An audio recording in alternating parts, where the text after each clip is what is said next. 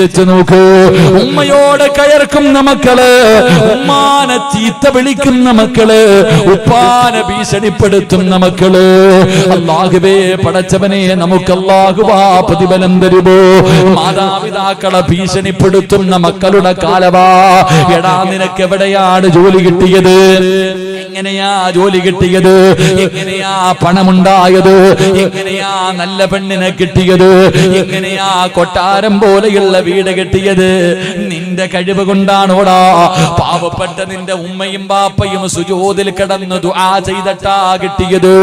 പക്ഷേ ഇതെല്ലാം നിനക്ക് കിട്ടിക്കഴിഞ്ഞപ്പോ ഇന്ന് നിനക്ക് പണമായി, സൗന്ദര്യമുള്ള ഭാര്യയായി, പണക്കാരന്റെ മകളെ കിട്ടി, കൊട്ടാരം പോലെയുള്ള വീട് പണിതു, വീടിന്റെ മുന്നിൽ കാറായി, മുന്നിലും പുറകിലും ആളായി, വീടിന്റെ അകത്ത് AC റൂമായി.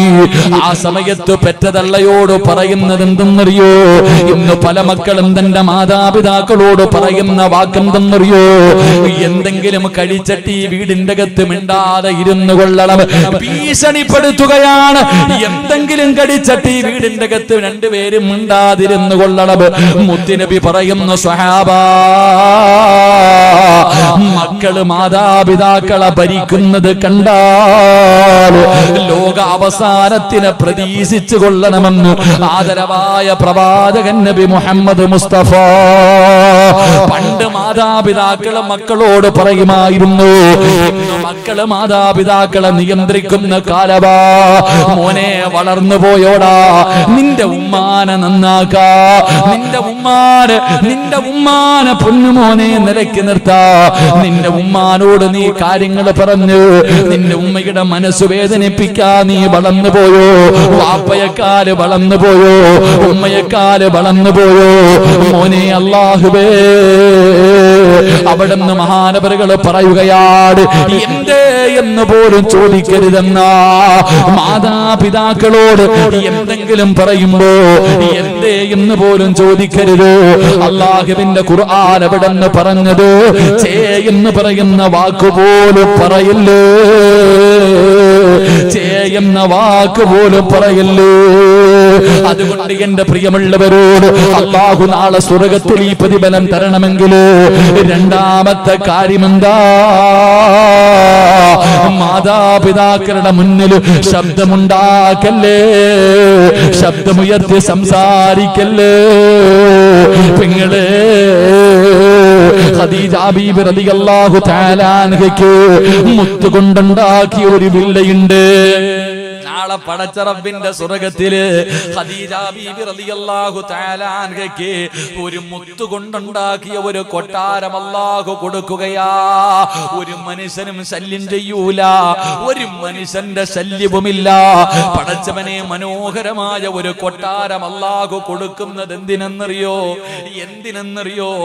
25 കൊല്ലം ഒരു ഭർത്താവിന്റെ കൂടെ ജീവിച്ചിട്ട് ഒരിക്കൽ പോലും ശബ്ദമുയർത്തിയിട്ടില്ല.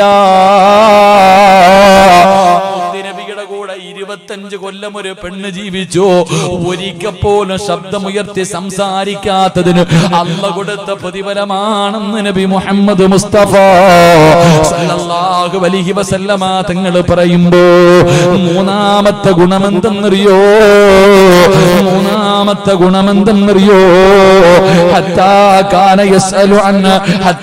കാന യസ്അലു മൻ ഇൻദഹാ بعد أن يخرج ماذا قالت أمي. തന്റെ ഉമ്മാനെ കാണാൻ ആരെങ്കിലും വീട്ടിലേക്ക് കടന്നു വന്നു, ഉമ്മായും ബാപ്പയും രോഗം പിടിച്ച് കിടക്കുകയാണ്, കാണാൻ പലരും വരുമല്ലോ, കൂട്ടുകാര് വരുമല്ലോ, അയൽവാസികൾ വരുമല്ലോ, കുടുംബക്കാര് വരുമല്ലോ. ആരെങ്കിലും വീട്ടിൽ വന്ന് തന്റെ ഉമ്മാനെ കണ്ടിട്ട് തിരിച്ചു പോകുമ്പോ ഹാരിസ് റളിയല്ലാഹു തആല ഓടുകയാണ്, ഉമ്മ കാണാതെ ഇറങ്ങി ഓടുകയാണ്. ഓടിച്ചെന്നിട്ട് ആ പോകുന്ന മനുഷ്യരുടെ കയ്യിൽ പിടിച്ചിട്ട് ചോദിക്കും, എന്റെ ഉമ്മ വല്ല പരാതിയും പറഞ്ഞോ? എന്റെ ഉമ്മയ്ക്ക് ഈ വീടിന്റെ അകത്ത് എന്തെങ്കിലും ഒരു കുറവുണ്ടോ?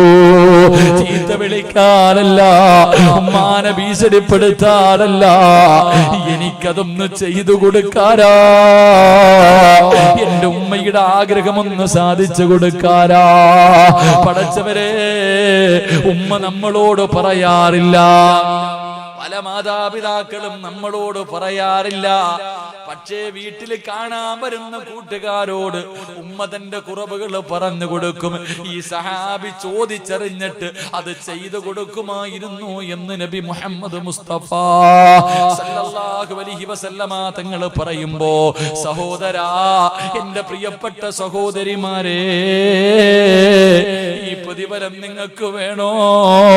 അല്ലാഹുവേ, സ്വർഗ്ഗത്തിലെ ഭക്ഷണം വേണോ? അല്ലാഹുവേ, പടച്ച റബ്ബ് സ്വർഗ്ഗത്തിലെ ഭക്ഷണം തരണോ?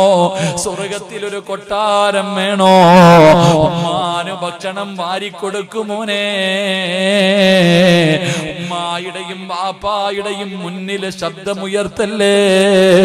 അവരുടെ ആവശ്യം എന്താണെന്നറിഞ്ഞിട്ട് ചെയ്തു കൊടുക്കുമോനെ. മലക്കുകളുടെ കയ്യിൽ പിടിച്ചിട്ട് അല്ലാഹുവിന്റെ സ്വർഗ്ഗത്തിലെത്താൻ നിനക്ക് ഭാഗ്യമുണ്ടാകുമെന്ന് ആദരവായ പ്രവാചകൻ നബി മുഹമ്മദ് മുസ്തഫ നബി മുഹമ്മദ് മുസ്തഫ സല്ലല്ലാഹു അലൈഹി വസല്ലം അല്ലാഹു ഭാഗ്യം നൽകി അനുഗ്രഹിക്കുമാറാകട്ടെ. മക്കളാകട്ടെ, നമ്മളുടെ മക്കളാകട്ടെ, നമ്മുടെ കുടുംബക്കാരാകട്ടെ, അല്ലെങ്കിൽ കൂടെ പഠിച്ചവരാകട്ടെ, ഇവര് നമ്മുടെ കൂടെ എവിടെ വരെ വരും? എത്ര ചങ്കാണെങ്കിലും, എന്റെ പ്രിയമുള്ളവരെ, കരളിന്റെ കഷ്ടമെന്നൊക്കെ നമ്മൾ വിശേഷിപ്പിക്കുമെങ്കിലും, എന്റെ പ്രിയമുള്ള സഹോദരങ്ങളെ, എല്ലാ കൂട്ടുകാരും എവിടെ വരെയാണ് വരുന്നത്? എല്ലാ കൂട്ടുകാർക്കും വരുന്നതിനൊരു പരിധിയുണ്ടല്ലോ. എന്റെ പ്രിയമുള്ളവരെ, എല്ലാ കൂട്ടുകാരും പെരുവഴിയിലിട്ടിട്ട് പോകുന്നവരാണ്. അധികം കൂട്ടുകാരും നമ്മൾ ആത്മാർത്ഥമായി സ്നേഹിക്കുന്ന പല കൂട്ടുകാരും പെരുവഴിയിൽ പകുതിയിൽ കൊണ്ട് നമ്മളെ കൈയൊടിഞ്ഞിട്ട് കടന്നു പോകുന്നവരാ. സ്വന്തം കാര്യം നോക്കിയിട്ട് കൂട്ടുകാര് പിരിഞ്ഞു പോകുമെന്നവിടെന്ന് ചരിത്രങ്ങൾ പറയുമ്പോൾ, എന്റെ പ്രിയമുള്ള സഹോദരങ്ങളെ, മഹാനായ തലബ ഉസ്താദ് പറഞ്ഞതുപോലെ, നിനക്കുള്ള ദ്വാരം പഞ്ഞി കൊണ്ടടയ്ക്കുന്നേ, കാണേണ്ടവർ കണ്ടോ ഇതാ പൊതിയുന്നേ. അല്ലാഹുവേ, ഞാനും നിങ്ങളും അങ്ങ് മരിച്ചു പോയി കഴിഞ്ഞാൽ, എന്റെ പ്രിയമുള്ളവരെ, ഇന്നെന്റെ പേര് സിറാജ് എന്നാണ്. ഇന്നെന്നെ കുറിച്ച് പറയാൻ ഒരുപാട് വിശേഷണങ്ങൾ ഇവിടെ പറയുമ്പോൾ, ഞാനെങ്ങാണം മരിച്ചു പോയാ ഇന്ന് പലരും ഡേറ്റ് മേടിക്കാൻ എന്റെ വീട്ടിലേക്ക് കടന്നു വരുന്നു. സിറാജ് ഉസ്താദിന്റെ വീട് എവിടെയാണ്? പക്ഷേ ഞാനെങ്ങാണം മരിച്ചു പോയാ, പടച്ചവനെ, സിറാജിന്റെ വീട് ഏതാണെന്നല്ല ചോദിക്കുന്നത്, മരണ വീട് എവിടെയാണ്? എന്റെ പേരെവിടെ കഴിഞ്ഞല്ലോ. അല്ലാഹുവേ, പടച്ചവനെ, നമ്മളെല്ലാവരും സ്വന്തമായിട്ട് കുളിക്കുന്നവരാ. എങ്കിലും ഒരു ദിവസം നമ്മുടെ കുടുംബക്കാര് കുളിപ്പിക്കുകയാണ്. എല്ലാവരും കൂടെ മനോഹരമായി ഉമ്മ തന്റെ കുഞ്ഞിനെ കുളിപ്പിക്കുന്നതിനേക്കാൾ സൂക്ഷ്മതയോടുകൂടി പടച്ചവനെ എന്നെയും നിങ്ങളെയും കുടുംബക്കാര് കൂട്ടുകാരും എല്ലാവരും കുളിപ്പിക്കുകയാണ്.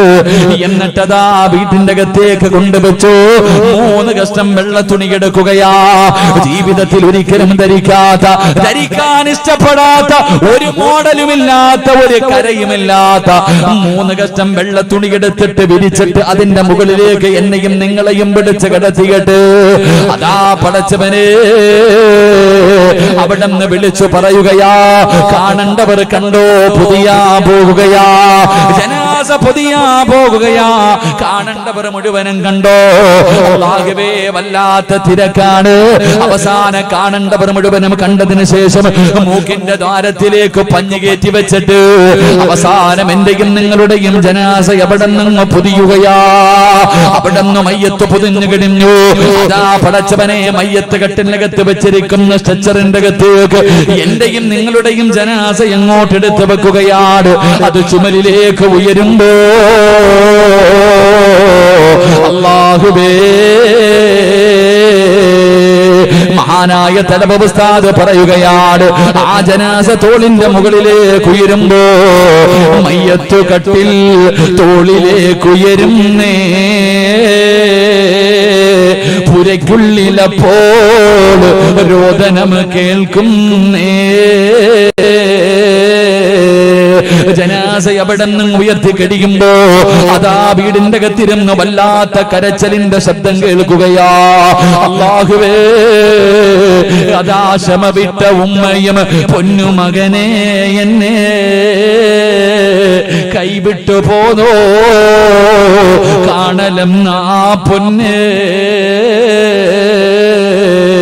ഉമ്മ ചോദിക്കുന്നു, മോനെ പോകുകയാണോ? വാപ്പ ചോദിക്കുകയാ, എന്നെക്കാലും മുമ്പേ പോയല്ലോടാ, ഇനി എന്നാടാ മോനെ നിന്നെ ഞാനൊന്ന് കാണുന്നത്? ഉമ്മ കരയുന്നുണ്ട്, വാപ്പ കരയുന്നുണ്ട്, കൂടപ്പറപ്പുകൾ സഹോദരിമാരും നെഞ്ചുപൊട്ടികെട്ട് കരയുന്ന രംഗവാ. ഭാര്യ കിടന്ന് വിളിച്ചു പോകുന്നുണ്ട്. കൂടപ്പറപ്പുകൾ കണ്ണിലൂടെ കണ്ടടങ്ങൾ ഒലിപ്പിച്ചുകൊണ്ട് മയ്യത്ത് കട്ടിലിന്റെ പുറകിൽ ഇങ്ങനെ നടക്കുകയാ. ആ സമയമുണ്ടല്ലോ അരുമക്കിടാങ്ങൾ വാപ്പയെ വിളിക്കുന്നേ, അതിനുത്തരം നൽകാതെ നീ കിടക്കുന്നേ. വാപ്പാ, എന്റെ ഉപ്പാരെ എവിടെ കൊണ്ടുപോവുകയാണ്? ഉപ്പാവും എഴുന്നേക്ക് വാപ്പാ, എന്നോടൊന്ന് കളിച്ച് ചിരിക്കു വാപ്പാ എന്ന് പറഞ്ഞുകൊണ്ട് അരിമക്കിടാങ്ങളായ നമ്മുടെ മക്കളുണ്ടല്ലോ, വീടിന്റെ അകത്ത് കിടന്ന് വിളിച്ചു പോകുമ്പോ എന്റെ പ്രിയമുള്ളവരെ, മിണ്ടാതെ ഒരു ദിവസം സിറാജ് കിടക്കണ്ടവരാ, ഞാനും നിങ്ങളും കിടക്കണ്ടവരാ. പടച്ചവനെ, ആ ജനാസ വീട്ടിൽ നിന്നിറങ്ങുമ്പോ നിന്റെ പെറ്റ തള്ള നിന്നെ കൈയൊടിഞ്ഞു മോനെ, ഭാര്യ കൈയൊടിഞ്ഞു, സഹോദരിമാര് കൈയൊടിഞ്ഞു. അവസാനം നിന്റെ ജനാസ പള്ളിയിലേക്ക് കൊണ്ടുവന്നു. അതാ മയ്യത്ത് നമസ്കാരം കഴിഞ്ഞു. എന്നിട്ട് എല്ലാവരും കൂടെ നിന്റെ മയ്യത്ത് ചുമന്നുകൊണ്ട് പള്ളിക്കാട്ടിലേക്ക് കടന്നു തന്നിട്ട് നിനക്ക് ഒരുക്കിയിട്ടിരിക്കുന്ന അല്ലാ, നിനക്ക് ഒരുക്കിയിട്ടിരിക്കുന്ന 6 അടി മണ്ണെന്ന് പറയുന്ന കബറുണ്ടല്ലോ. അല്ലാഹുവേ, ഒരു മോഡലുമില്ല ചെറുപ്പക്കാരാ, എടാ ഒരു മോഡലുമില്ല, ഒരു ഫാഷനുമില്ല, എല്ലാവർക്കും ഒരേ ഒരു കുഴിയാടാ മോനെ, ഒരേ അളവ് നീള വ്യത്യാസം മാത്രമേ ഉള്ളൂ. ആ കബറിന്റെ അകത്തേക്ക് നിന്നെ അങ്ങ് ഇറക്കി വെക്കുകയാ. കബറിന്റെ അകത്ത് നിൽക്കുന്ന മനുഷ്യൻ ചോദിക്കുന്നു, മോനെവിടെ? വാപ്പാന്റെ കബളിന്റെ താഴെ വെക്കാൻ ഒരു പിടി മണ്ണ് വാരി തരുമോ? അല്ലാഹുവേ, പലകയെടുത്ത് നിരത്തി കഴിഞ്ഞു. പിന്നെ വാസിയാട് എന്റെ പ്രിയമുള്ളവരെ, പള്ളിക്കാട്ടിന് മയ്യത്തിന്റെ മുകളിലേക്ക് മണ്ണുവാരി ഇടുന്നത് കണ്ടാ പടച്ചവനെ വല്ലാത്ത അത്ഭുതം തോന്നുകയാ. വാരി എറിയുകയാണ്, വാരി എറിയുകയാണ്. പക്ഷേ ചെറുപ്പക്കാരാ, ആ മണ്ണുവാരി ഇടുന്നതിൽ പഠിക്കാൻ ഒരു ഗുണപാഠമുണ്ട്. അതിനകത്ത് ഒരുപാട് അർത്ഥമുണ്ടടാ. അത് മണ്ണുവാരി ഇടുമ്പോ പറയേണ്ട ദുആയുണ്ടടാ. മുത്തുനബി അവിടെ നിന്ന് പറഞ്ഞു തരുന്നതല്ലേ. അവസാനം അവന്റെ നെഞ്ചിന്റെ മുകളിലേക്ക് പിടിമണ്ണ് വാരി എറിഞ്ഞിട്ട് അവസാന കബറ് മനോഹരമാക്കുകയാണ്. പടച്ചവനെ, മണ്ണൊക്കെ നല്ല നിലയിലിടുകയാണ്. എന്നിട്ട് അടുത്തവന്റെ കബറിന്റെ മുകളിൽ നിൽക്കുന്ന അതാ ചെടികളിൽ നിന്ന്, അവിടെ നിൽക്കുന്ന ചെടികളിൽ നിന്നൊരു കമ്പൊടിച്ചിട്ട് അതുപോലെ സ്വന്തമായിട്ട് കൊണ്ടുപോകാനില്ല. അതുപോലും സ്വന്തമായിട്ട് വല്ലവന്റെ കബറിന്റെ മുകളിൽ നിൽക്കുന്നത്. ചിന്തിക്കണം ചെറുപ്പക്കാരാ, ചിന്തിക്കണം ചെറുപ്പക്കാരാ. അടുത്തവന്റെ കബറിന്റെ മുകളില്, എന്റെ വാപ്പയുടെ കബറിന്റെ മുകളിൽ ഞാൻ നട്ടുവച്ചിരിക്കുന്ന തൈ ഒടിക്കണമെങ്കിൽ എന്റെ അനുവാദം വേണ്ടേ? എന്റെ അനുവാദം വേണ്ടേ? സ്വന്തം വാപ്പാനെയും ഉമ്മാനെയും കബറിന്റെ അകത്തിറക്കി വെച്ച് അടുത്തവന്റെ കബറിന്റെ മുകളിൽ നിന്ന് അവൻ നട്ടു വളർത്തുന്ന ചെടി ഒടിച്ചിട്ട് ഉപ്പാന്റെ നെഞ്ചത്ത് വെച്ചിട്ട്, ഉമ്മയുടെ നെഞ്ചത്ത് വെച്ചിട്ട്, അസ്സലാമു അലൈക്കും യാ ദാറ ഖൗമുൽ മുഅ്മിനീൻ, അവിടുന്ന് ഒരു ടാറ്റ കൊടുക്കുകയാ. അവിടുന്ന് സലാം പറഞ്ഞിട്ട് എല്ലാവരും പിരിയുകയാണ്, എല്ലാവരും പിരിയുകയാണ്. പള്ളിക്കാട്ടിൽ 6 അടി മണ്ണിന്റെ അകത്ത് കൊണ്ടുവന്ന് കുടിച്ചിട്ടിട്ട് സ്വന്തം ഉപ്പയുടെ കബറിന്റെ ചാരത്ത് ഒരു 5 മിനിറ്റ് പോലും നിൽക്കാൻ മക്കൾക്ക് സമയമില്ല. എന്റെ പ്രിയപ്പെട്ട സഹോദരാ, അള്ളാന്റെ റസൂല് പറഞ്ഞതെന്തെന്നറിയോ? കബറടക്കിയിട്ട് നീ പെട്ടെന്ന് ഓടല്ലേ. വാപ്പയുടെയും ഉമ്മയുടെയും ജനാസ ഇറക്കി വെച്ചിട്ട് മാതാപിതാക്കളുടെ ജനാസ ഖബറിന്റെ അകത്ത് ഇറക്കി വെച്ചിട്ട് എടാ പോകണ്ടവരൊക്കെ പോകട്ടെ, നീ ഒരു 40 ആയത്തോതുന്ന സമയം ഒരു 5 മിനിറ്റെങ്കിലും ആ ഖബറിന്റെ ചാരത്ത് നിൽക്കണേ എന്ന് നബി മുഹമ്മദ് മുസ്തഫ സല്ലല്ലാഹു അലൈഹി വസല്ലമ തങ്ങൾ പറയുകയാ. വെറുതെയല്ലടാ നിൽക്കാൻ പറഞ്ഞത്, ആ നിൽക്കുന്നതിലൊരു കാരണമുണ്ട്. മുത്തുനബി പറഞ്ഞത് എന്തെന്നറിയോ? ഖബറിന്റെ അകത്ത് കിടക്കുന്ന മനുഷ്യനറിയാ ഓരോ മനുഷ്യനും പോകുന്നത്. എന്റെ ആത്മാർത്ഥ സുഹൃത്ത് പോയല്ലോ, എന്റെ കൂടപ്പിറപ്പ് പോയല്ലോ, എന്റെ കൂട്ടുകാര് പോയല്ലോ, എന്റെ സഹോദരങ്ങൾ പോയല്ലോ. സ്വന്തം മക്കളാണ് ഒന്നാമതോടുന്നത്. വാപ്പയെ കബറടക്കിയിട്ട് മക്കൾ ഇങ്ങനെ ഓടുമ്പോ കബറിന്റെ അകത്ത് കിടക്കുന്ന വാപ്പ ചിന്തിക്കുന്നു, അല്ലാ എന്റെ മോൻ എന്നെ ഇത്രയും പെട്ടെന്ന് അങ്ങ് മറന്നുപോയോ, അല്ലാ ഇത്രയും പെട്ടെന്ന് എന്റെ പൊന്നുമോൻ എന്നെ അങ്ങ് മറന്നുപോയോ, അല്ലാ. മോനെ കബറിന്റെ ചാരത്ത് നിന്നാ ഉമ്മ ചിന്തിക്കുന്നത് എന്തെന്നറിയോ? ആര് പോയാലെന്താ, ആരൊക്കെ പോയാൽ എനിക്കൊന്നുമില്ല, എന്റെ പൊന്നുമോൻ പോയില്ലല്ലോ, എന്റെ പൊന്നാര മകൻ പോയില്ലല്ലോ. ഖബറിന്റെ അകത്ത് കിടക്കുന്ന മനുഷ്യനൊരു ധൈര്യം കിട്ടുമെന്നാ, ആ മനുഷ്യനൊരു സമാധാനം കിട്ടുമെന്നാ. എന്റെ പ്രിയമുള്ളവരെ, എല്ലാവരും ഖബറിന്റെ ചാരത്തു നിന്ന് മടങ്ങി പോകുമ്പോ നമ്മളെ സ്നേഹിക്കുന്ന കൂട്ടുകാരവിടെ വരെ ഉള്ളൂ. പള്ളിക്കാട്ടില് ഇരുട്ടറയില് ആരാരുമില്ലാത്ത ഒരു കുഴിക്കകത്ത് കൊണ്ടുവന്ന് കളഞ്ഞിട്ട് എല്ലാ കൂട്ടുകാരും പിരിഞ്ഞു പോകുമ്പോ അവന്റെ കൂടെ കൂടിയിട്ട് നിനക്കെന്ത് കിട്ടാനാ?